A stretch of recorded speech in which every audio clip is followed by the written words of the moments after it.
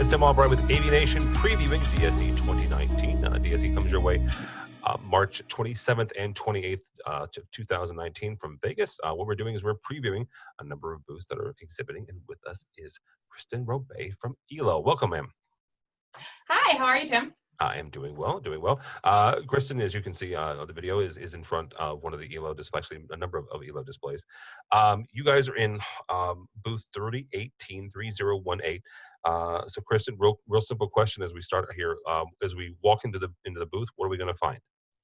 So what you're going to find is this huge array of touch technology. We range from a 10-inch to a 70-inch in multiple different form factors, and that's what you're going to see in our booth.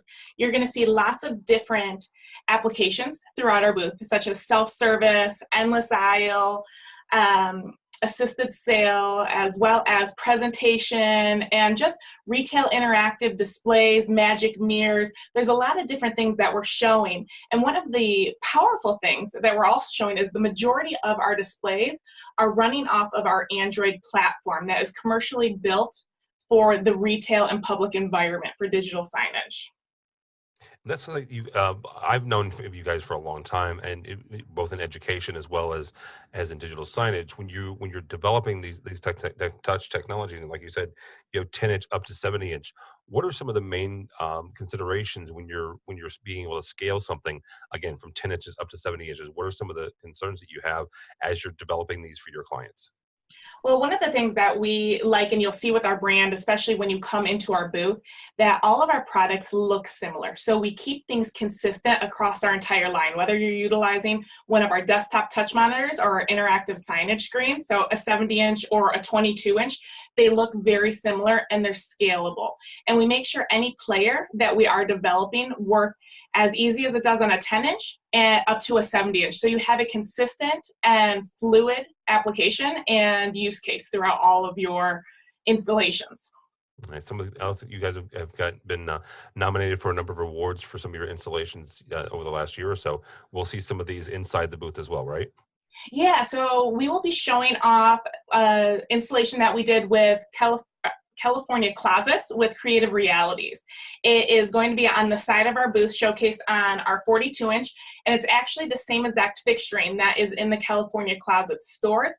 This was actually nominated for an Apex Award, so it will also be in that area. Oh, excellent. Very cool.